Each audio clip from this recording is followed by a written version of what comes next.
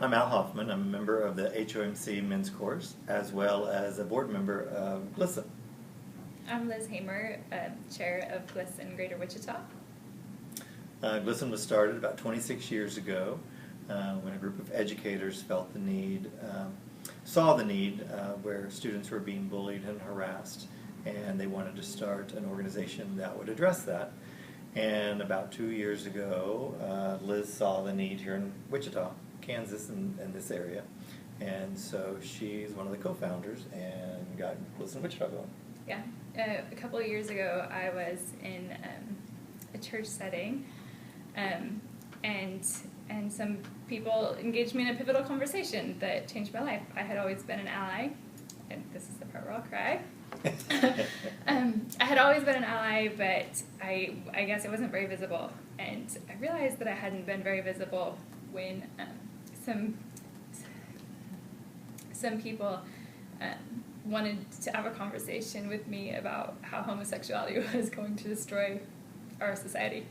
And I was like, what? How can they think that I would participate in a conversation like that?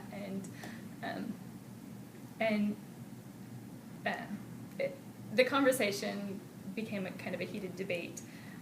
After that conversation, I realized I needed to do something in Wichita to help change that climate of our whole culture, not just for students, but for everybody. But when I ran across GLSEN Greater Wichita, when I ran across GLSEN as an organization, I realized that was perfect. We could bring that to our community. We could change the climate for students in their schools who I knew were being bullied. I read the stats that said 85% of LGBT youth are bullied in schools or harassed at least every year, many on a daily basis. There were some other stats that were just really depressing for me to read, and so I contacted GLSEN National and cried on the phone when I called up there and said, I don't know what I need to do, but I need to do something here. What can we do? What can I do? How do we start a chapter? And the angel that I spoke with on the phone, his name is Ricardo, he gave me this whole list of requirements for starting a GLSEN chapter, and I was like, whoa, that's too much work. You're not going to do that. I can't do that. So I just sat on it for a little bit and thought about it some more, and it turned out that there were some other people that I knew, just a few, which was one of my co-chairs, who also was interested in doing it, and we ended up, once I finally said yes, fine, we'll do it, everything just fell together. All the people that we needed to help start the chapter just came together. I don't really know how to explain it, but we started, I had the first meeting with a couple of other people on New Year's Eve, and by that following April, we had our very first community discussion, which is where we met Al, and by that June, we had accreditation, which I think at that point we were the only chapter to ever get accredited that quickly, so that was pretty cool. But since then, we have worked really hard over the last year and a half. We'll be 2 in June. We've worked really hard to create networks in the schools so that we can support the students through gay-straight alliances and educate the teachers. Do you want to talk about professional development? We have a professional development program where we bring teachers together, or educators, anybody that works with kids in the school setting, and we help them learn how they can go back in their buildings and provide safe spaces for the students, whether it be preventing bullying and harassment, or whether it be educating their own administrators or helping educate other employees that work in that building about giving them the help that they need and the words that they need to help our students. The title of our training is Creating Safe Spaces for LGBTQ Youth in School, and so that's what we try to do, is empower the educators to be able to create that safe space for LGBT youth. And then we also support the GSAs, the Gay Straight Alliances, through materials that National sends us for our days of action, we have coming up April 14th here. Nationally, the National Day of Silence is April 15th, but locally the Wichita schools are out on the 15th, so we're having a Breaking the Silence event 3:30 to 6:30 at A. Price Woodard Park if you'd like to come. But that's one of the days of action that we do, and we encourage students to participate, and we support them with materials and information on that. We have a couple of others that we do throughout the year, Ally Week in September, and No Name Calling Week or Celebrate Kindness Week in January. And then we're just here for them, and we have tried to create some different networks for them to be able to have peer support, and the educators to have peer support as well, because that's really important when you're working in a conservative environment, to be able to have other people and allies who you can rely on and who can support you. I think We have contacts in pretty much every high school, every comprehensive high school in Wichita, and in the surrounding areas, as far away as Hutchinson and Dodge City, Garden City, and several of those schools have Gay Straight Alliances, GSAs. Yeah. But some we're still working on getting implemented and getting put together. But this year we're doing the rainbow graduation, or yeah, we're doing a rainbow graduation program that we're raising funds for right now, with a $10 donation that can support one student that can get a rainbow tassel to wear. Many of them, because of dress codes around, can't wear any tassel besides the one that they're given by the district. But they can have it, they can pin it in their robe, or just have it as a keepsake. But they'll get a rainbow tassel and a certificate of achievement for graduating and being part of their GSA for any length of time, even if it was just this year that they participated. So we want to honor graduating seniors that way.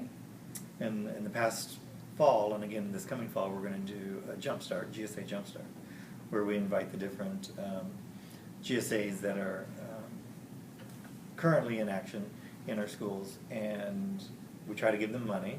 Yeah, we bribe them to come. Bribe them. So that way they have a little bit of money that they can use throughout the year for their chapter. Yeah, I'm trying to think, what else do we do? We do a lot.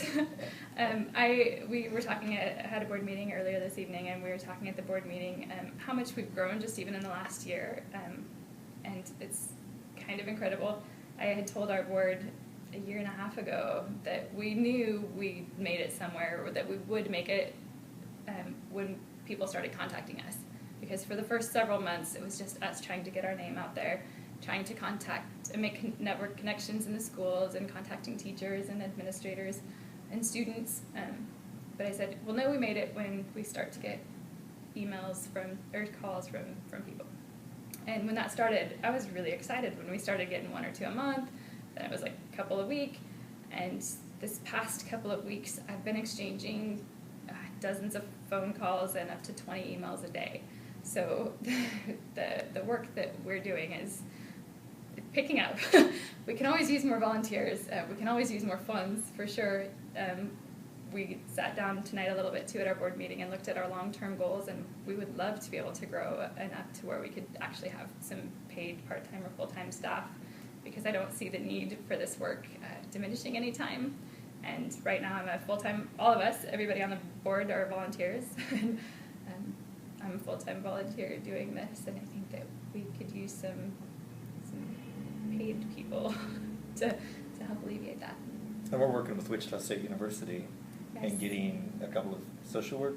Yes, we're going to have a social work intern hopefully in the fall, at least one, maybe a couple more, and that should help too. So. And we'll keep them busy. Yes, yes. At first she wondered, the social work coordinator wondered if we had enough work for one student. I was like, oh yes, I think we could probably have enough work for 3 students. But then I realized that managing interns or overseeing interns is also like a part-time job, so we have a lot going on. But we are working, I'm trying to think, do you have any good stories from students or administrators that we've had recently? We did have the 1 PD training Yeah. last month, and everyone that attended was very appreciative, went back and spoke highly of the training and encouraged others to attend future trainings. and took the time to visit with their administrators too about the importance of the work that we're doing and providing the safe space for all students. Yeah. And we also said at the very, very beginning, my co-chair Terry and I, when we first started to make the efforts to get GLSEN off the ground, before it was GLSEN Greater Wichita, before it was even an actual accredited chapter, we said, you know, it's all going to be worth it. I'm going to cry again.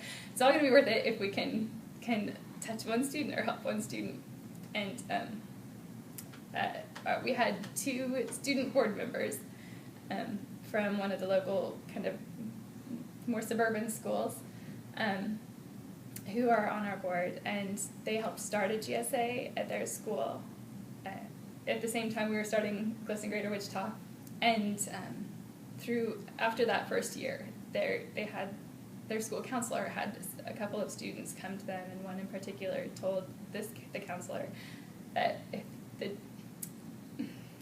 can you finish it? If it weren't for the GSA chapter in that high school, they would not be alive at this time.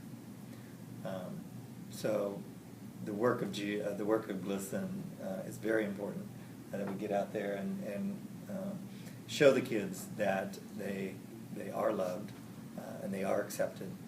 And they're valuable, yeah, and exactly. worthy of respect. Yeah, yeah. So that's the important work that GLSEN's doing. I think that's it.